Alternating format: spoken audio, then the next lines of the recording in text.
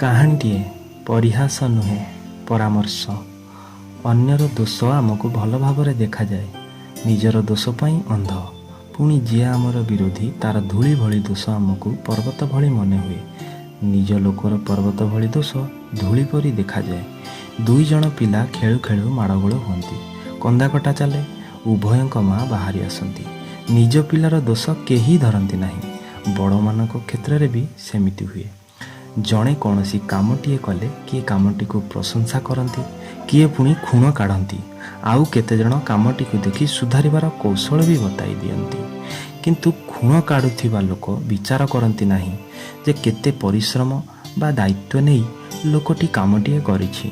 ଦୋଷ ଦେଖ ମନା ନାହିଁ, କାହାର ସମ୍ମାନ ହାନି କରିବା କିମ୍ବା ଅପମାନିତ କରିବାକୁ ଦୋଷ ଦେଖା ନଯାଉ। କୌଣସି କାମରେ ଦୋଷ ଦେଖିଲେ ତ ଉଭୟଙ୍କର ମଙ୍ଗଳ ହୁଏ, ଦୋଷକୁ ସୁଧାରିବାର ପ୍ରେରଣା ମିଳେ। ଯଦି କେବଳ ଦୋଷଦର୍ଶୀ ହୋଇଥାଅ ତେବେ ଭଲ ଭାବରେ ଜାଣି ରଖିବା ଦରକାର ଯେ ଯେଉଁ ଦୋଷକୁ ତମେ ଅନ୍ୟଠାରେ ଦେଖି ତାକୁ ନିନ୍ଦିତ କରୁଛ, ସେହି ଦୋଷ ଧୀରେ ଧୀରେ ତୁମ ଭିତରେ ବସା ବାନ୍ଧିବ, ତୁମକୁ ବି ସେମିତି ଖୁଣରେ ପକାଇଦେବ। ଛୋଟ କାହାଣୀଟିଏ। ଜଣେ ଅଫିସର ଗୋଟିଏ ଅଫିସରେ ନୂଆ କରି ଯୋଗ ଦେଇଥାନ୍ତି। ସେ ଭାରି ଭଦ୍ର, ନମ୍ର, ଦୟାଳୁ, ଦାନଶୀଳ ଏବଂ ଉତ୍ତମ ସ୍ୱଭାବର ବ୍ୟକ୍ତି ଥିଲେ। ଲୋକମାନେ କହୁଥିଲେ ଏ ବାବୁଙ୍କ ଭଳି କେହି ଆଗରୁ ଆସିନାହାନ୍ତି କିମ୍ବା ଆସିବାର ସମ୍ଭାବନା ମଧ୍ୟ ନାହିଁ। ସଂସାରରେ ଏମିତି କେହି ନାହିଁ ଯାହାର ସବୁ ଗୁଣଯାକ ଭଲ। ସବୁ ଭଲ ଗୁଣରେ ବି ଗୋଟାଏ କିଛି କେଁ ରହିଥାଏ। ତେଣୁ ଲୋକେ କୁହନ୍ତି ସବୁ ଅଛି, କିନ୍ତୁ ଏହି କିନ୍ତୁଟି ସମସ୍ତଙ୍କ ପାଇଁ ଥାଏ। ସେମିତି ଅଫିସରଙ୍କର ଖଣ୍ଡିକାଶ ମାରିବା ଗୁଣଟି ଥିଲା। କିଛି କାରଣ ନଥାଇ ସେ ଖଣ୍ଡିକାଶ ମାରନ୍ତି। ବାବୁଙ୍କର ଏହି ଗୁଣକୁ ଜଣେ ପିଅନ ସବୁବେଳେ ପରିହାସ କରେ।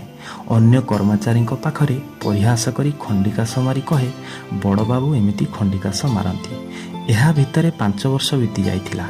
ସମସ୍ତ କର୍ମଚାରୀ ଦେଖୁଥିଲେ ପିଅନ ମଧ୍ୟ ବଡ଼ବାବୁଙ୍କ ପରି ଖଣ୍ଡିକାଶ ମାରୁଛି। ଅନ୍ୟମାନେ କହୁଥିଲେ, ବାବୁଙ୍କର ଏତେ ଗୁଣ ଭିତରୁ ଗୋଟିଏ ବି ଭଲ ଗୁଣ ଆଚରଣ କରିପାରିଲୁନି, ଖାଲି ଖରାପ ଗୁଣଟିକୁ ଆଦରି ନେଲୁ। ଶିକ୍ଷା। କାହାର ଦୁର୍ଗୁଣକୁ ସମାଲୋଚନା କଲେ ତାହା ନିଜ ଭିତରେ ଜମାଟ ବାନ୍ଧେ। ସୁଧାରିବା ପାଇଁ ଚେଷ୍ଟା କଲେ ବି ସହଜରେ ସୁଧୁରେ ନାହିଁ। ଏକଥା ସତ୍ୟ ଯେ ଦୋଷ ଦେଖିବା ପାଇଁ ଗୁରୁ ଓ ଶାସ୍ତ୍ର ଅଛନ୍ତି। ପରାମର୍ଶ ଦେବା ବ୍ୟତୀତ ଯିଏ ଦୋଷ ଦେଖେ ସେ ନିଜେ ସେଥିରେ ପଡ଼ିଯାଏ।